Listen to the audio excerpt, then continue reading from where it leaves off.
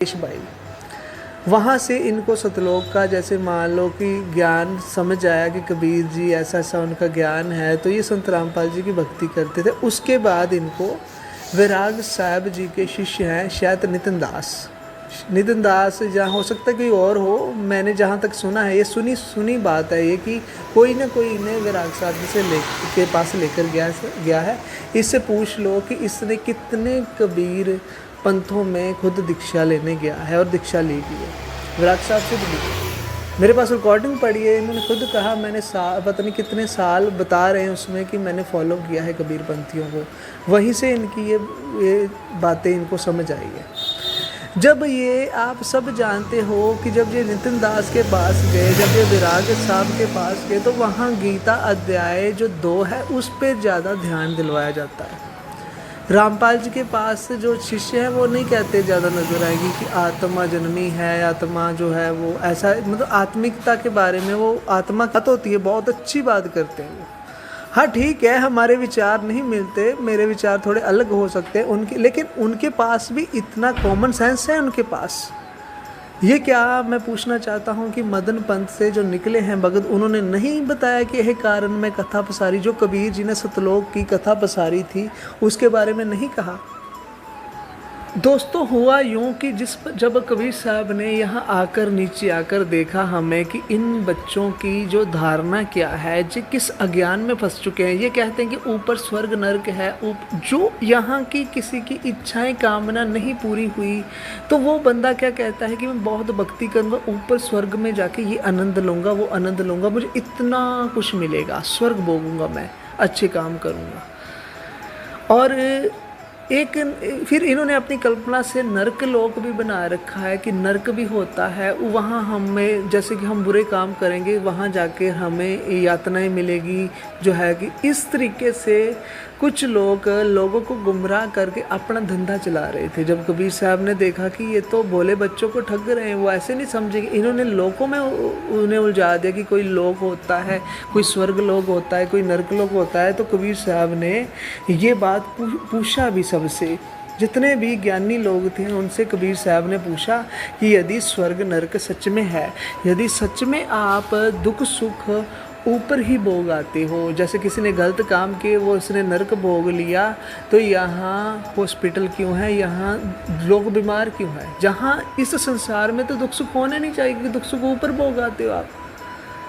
तो दूसरी बात है कि फिर 84 भी है, 84 का दुख क्यों है, जब स्वर्ग नरक ऊपर बना है कहीं, तो वहाँ जाके मैं कोई क्राइम करूँगा तो मुझे अदालत में सज़ा मिल जाएगी, जेल चला जाऊँगा, जेल जाके काट आऊँगा, मैं सज़ा अपनी पूरी कर आऊँगा, उसके बाद तो मैं घर आ जाऊँगा, घर आकर भी फिर दोबारा जेल होनी है। ये सही कबीर साहब को पता था कि ऐसे नहीं समझेंगे ये, जिस प्रकार से हमारी धारणा थी उस प्रकार से ही कबीर साहब ने ज्ञान दिया।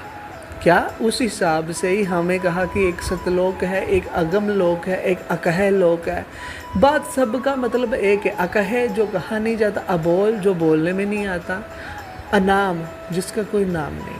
ये उन्होंने चंद बातें कही कबीर जी ने और एक कहानी से समझाया।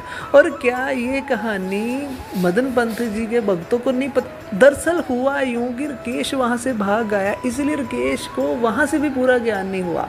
जैसे रामपाल जी इनकी पहली क्लास का टीचर था, रामपाल जी से जितना समझा, अगर कोई उससे डीप बात कर रहा है तो वो समझनी चाहिए। फिर दूसरी क्लास होती है, उसके बाद तीसरी होती है, उसके बाद चौथी फिर ही होएगी।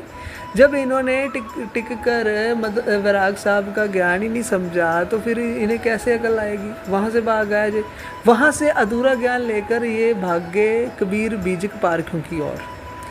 वहाँ से इनको पता चला कि अच्छा जीव जो होता है वो आदि अनादि शब्द का, वहाँ से पता चला इन्हें कि ये रामपाल जी के शिष्य थे। एक टाइम मेरे पास रिकॉर्डिंग पड़ी है, कहो तो मैं दूँ जिसको भी चाहिए, मुझे मैसेज करना, मैं आपको वो दूँगा। कमेंट बॉक्स में लिखो, मैं नंबर भी देता हूँ अपना, कमेंट बॉक्स में दे दूँगा, कोई किसी को मैसेज करना है तो। ये इसका मतलब जब ये रामपाल जी के पास थे तो इनको ज्ञान नहीं था, यही सिद्ध हो रहा है। फिर ये अचानक ये कैसे बोलने लगे आत्मा अजन्मा, ये कैसे, ये आप जानो मदन पंथ वालों को, जे आप कांटेक्ट करो, जो है अगर आपने ये जानना है आप कांटेक्ट करो नितिन दास को, आप कांटेक्ट करो जो पुरुषोत्तम जी को, मैं आपको नंबर दूंगा कैसे मतलब ये पकड़ना है कि कैसे बोलने लगे रामपाल जी के पास, कैसे छूटे जी, खुद से नहीं छूटे। क्योंकि जब ये रामपाल जी के शिष्य थे तो इनको जो मिला वो इनको विराग साहब जी से दीक्षित हुए हैं, ठीक है। अब जैसे रामपाल जी के पास मैं चला गया ब्रह्म कुमारी जी के पास, मैं कभी विराग साहब से नहीं मिला, मैं यूँ ही कह दूँ, ना मैं कभी नितिन दास से मिला हूँ, ना मैं कभी पुरुषोत्तम जी से या राम सिंह जी से कभी व्यक्तिगत नहीं मिला। हाँ, फ़ोन पे मेरी एक आध बात ज़रूर हो जाती है इनसे, लेकिन मैं कोई मिला नहीं, मैं झूठ नहीं बोलूँगा, मैं हमेशा सत्य बोलता हूँ, मैं कभी नहीं मिला, लेकिन इन्होंने ली है। तो आप समझो कि ये क्या हो रहा है, कहाँ से ज्ञान आ रहा है किसी का। सो दोस्तों, इससे मैं कहना चाहूँगा कि अगर आप विराग साहब के पास गए हो या कहीं भी गए हो तो आप उस संत से पूरी जानकारी ले लो। अधूरा उनसे ये सुन के आ जाना कि आत्मा, कितनी बार बोलते रहोगे अपनी ज़िंदगी में, आत्मा जन्मी है, आत्मा ऐसी, बोल बोल के थक जाओगे एक दिन। आप कबीर साहब का कोई ज्ञान समझना है तो ये सोचो ये सारा कुछ कबीर साहब से लेकर आया। और अगर आप राकेश को निर्गुणी सर्वगुणी का भी पूछोगे तो ये भी ये मदन पंथ से लेकर आया है। मदन पंथ से जो विराग साहब हैं, जो हेड हैं वहाँ के इस समय, बुजुर्ग संत है वो, उनसे ये समझ के आए जो निर्गुणी सर्वगुणी का वो अर्थ करेंगे यही ये करेगा। जो नितिन दास अर्थ कर चुके हैं, जहाँ विराग साहब कर चुके हैं, वही ये कर रहा है। इनके पास अपना कुछ नहीं है मेरे भाई, सब कुछ वहीं से है, सिर्फ शब्दों का जादू। थोड़ा ओशो को भी सुना इसलिए बात करने का ढंग आ गया, थोड़ी जुबान भी मीठी थी इसलिए कभी संतों ने ये भी कहा है कि जाकर मीठा बोलना ताते संत न जाने, खड़ी खोटी जो कहे संत खावे सोई, संतों ने ये भी कहा है। तो इस बात को समझो। तो दोस्तों, जैसे मैं बात कर रहा हूँ जीव के बारे में, जीव शिव और पीव, जब राकेश भाई को इस चीज़ का नहीं पता, जब आप उससे जीव और शिव और पीव के बारे में पूछते हो तो ये कहेगा कि नहीं जो है तीनों काल की अवस्था है। परमात्मा भी कहता है, राकेश भाई एक जगह कहता है कि परमात्मा भी जीव ही है, क्योंकि वो सृष्टि जीव ही बना सकता है। अब मैंने जब पूछा कि आज जीव जो है वो किसी में जान डाल सकते हैं, आप भी जीव हो, कबीर जी भी जीव थे, आप भी जीव हो, जो सृष्टि का रचयिता है पूर्ण, जो है जिसे हम परमात्मा कह सकते हैं, जो सब कुछ कायनात को बनाने वाला कहते हैं, वो भी जीव है, क्योंकि वो बना रहा है, बिगाड़ रहा है, तो जीव है, वो कर्म कर रहा है। अब इनको पता ही नहीं कि मनुष्य को कितना कर्म करने का अधिकार है।